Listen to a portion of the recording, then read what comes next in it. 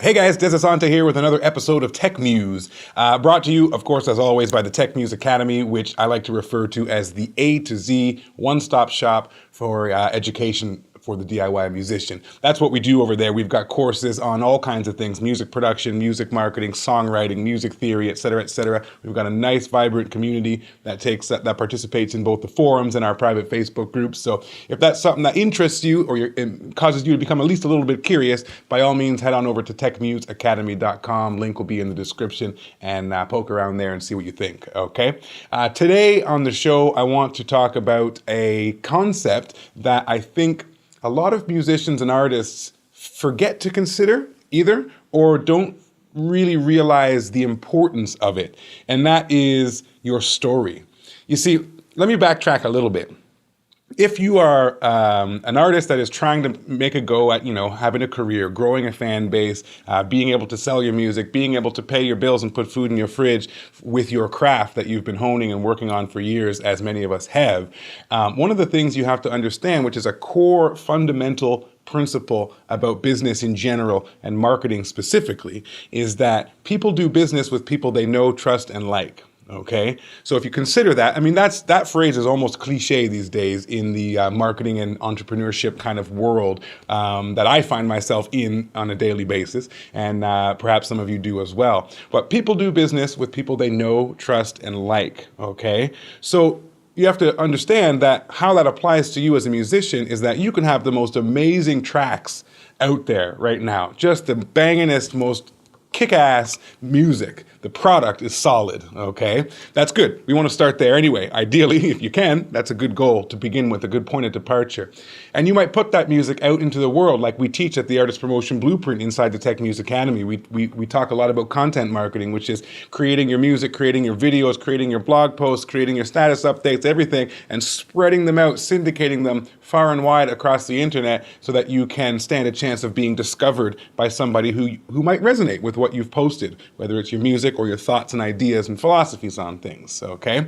The latter is kind of what I'm getting at today here on this episode of Techmuze. You see, if I hear a song that I like, maybe it passes by my music feed, maybe it's got a couple of shares from friends of mine, it's got a neat video, it's something, innovative, like, who's that band, Walk Off the Earth? They've done some amazing things. They're great, talented musicians, but they really captured people's attention and interest with their unique and very, very creative music videos, right? But nonetheless, I can't call myself a huge Walk Off the Earth fan. They've done some cool stuff, and especially being somebody who's interested in music marketing, I pay attention because of that, right? But they never really hooked me, and I'll tell you why. They haven't encouraged me yet to follow them closely enough for me to learn who they are, what their story is, who are these people. Now, granted, I also haven't taken it upon myself to Google them and find out these answers to these questions either. But my point is that if you want somebody to move past the stage of curious music enthusiast, right? That's where I'm at when it comes to that band Walk Off the Earth. I'm curious. If something else comes up in my news feed on my Facebook account or in Twitter or wherever it is I'm hanging out at the time, I'll probably pause and click on it because they've captured my attention to some degree with the creativity of their content that they've been producing. But right now, I'm at the curious music enthusiast stage. I'm not a fan. I'm not a supporter of them. I haven't given them any of my hard-earned dollars yet, and I have with other artists, people that I've grown to really become a fan of. And in my opinion, one of the critical elements, the key strategy to get somebody to move from, hey, I heard something of yours and it was kind of cool, to, oh my God, I'm a fan, take my money, I want your next album when it comes out, I want to buy a ticket when you come to play in my city, which I call a superfan, also known as a customer. So if you want to get somebody from step A to step B, right? Or let's just go A to Z, right? Because there may be a few things in between there. Then what you've really got to do is give them opportunities to learn who you are, to understand who the artist is that's putting out this art, who's talking to me, who's singing to me when I'm listening to this song, because that makes a big difference in the way I perceive that musician or that artist. I use the example from time to time. You know, I hear a song on the radio or maybe on YouTube or whatever, and I'm like, ah, damn, that's a pretty cool tune. That's nice. Maybe I'm exposed to enough of that artist's material that when they happen to pass through town, I'm like, you know what? I'm gonna get some friends together and I'm gonna go see this artist or this band play, right? And if you're anything like me, almost every single time, unless the band put on a real bad show and was having a bad day that day, almost every time after I've seen the artist play or the band play, I'm a couple of stages closer to that superfan status that I'm speaking of. And it's because the artist is now a little bit less removed from me. Okay, now picture this. Let's say after the concert, you and your friends go out to, to the pub across the road, grab a drink or whatever before you take the train home or whatnot, right? Don't drink and drive. And what if, say the singer from that band or just the artist themselves happens to be at the bar beside you and you strike up a casual conversation. You're like, hey man, I really enjoyed your set tonight. It was really good. And he says thanks or she says thanks and you talk for a little bit. I guarantee you that you'll go home way, way, way closer to superfan status because the artist is now not so far removed from you. You've learned something about them. They've become real. There's something that you can relate to directly. You like them a little bit. You know them a little bit. You might not trust them yet, but you might a little bit, right? And so the closer you can move somebody to this know, like, and trust state in that relationship that you have with the fan, and the quicker you can move them through that process, the more likely you are to be able to actually make sales and get tickets and get what they call asses in seats, right, at your gigs and so on and so forth. Okay, so I'm hoping that this makes a bit of sense to you. And some of the ways in which you can go about doing this, and I mentioned this in the last episode too, and you'll hear me mention it, over and over again in the future, is that I still think even in 2018, when I'm recording this video right now, you may be watching in the future, but right now, we're January 2018, just getting started on a fresh year.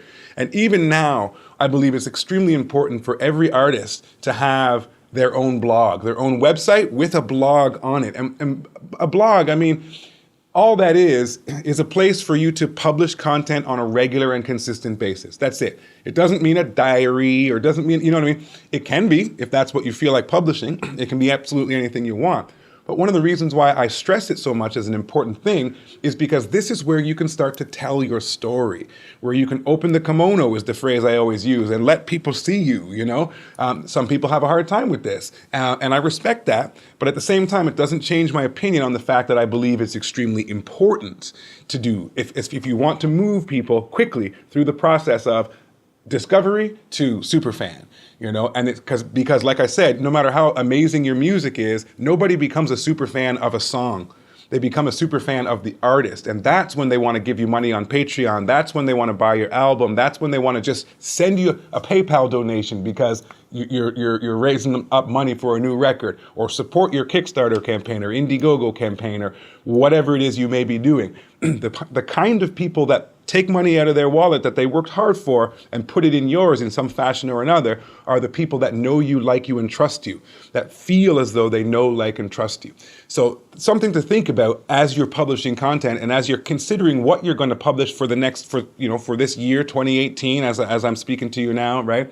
When you're considering your content schedule, your content calendar, keep this in mind. How can I tell my story? Sit down. If you're in a band, sit down together. If you're a solo artist, just sit down with a pencil and a paper and map out what are the key things about you that make you unique, that make you that differentiate you from every other person who strums a guitar and sings, because there's billions of them out there, right? What are those things? If you find it helpful, maybe sit down with somebody who knows you, some friends or family members, and pick their brain and say, hey, what is it about me that makes me unique, that sets me apart from the crowd? And start making a list of those things. And then think about it. Come up with stories in your life that illustrate and demonstrate these qualities of yourself. If you're doing real-time video footage, behind the scenes content in the tour van, these kind of things, right? Keep that in mind. Don't be afraid to open up a little bit, expose a little bit. You're still in 100% control. You don't have to share every single secret or every single bone in the closet, right? But you want to make sure that you're exposing enough of yourself in a genuine sense that you give your fans an opportunity to know, like, and trust you. Okay, so let me know what you think. If you're watching this on YouTube, scroll down, leave a comment, smash the like button while you're there, subscribe, of course, all of those things. Ring the bell so you get notified when new content comes out. But I really want to hear what you have to say. If you're listening to this as a podcast episode in iTunes or Stitcher or wherever it is you consume podcasts, head on over to techmuseacademy.com, look up this latest episode and leave a comment there. I'm really curious to hear what you think about this. And apart from that, we'll talk again next week.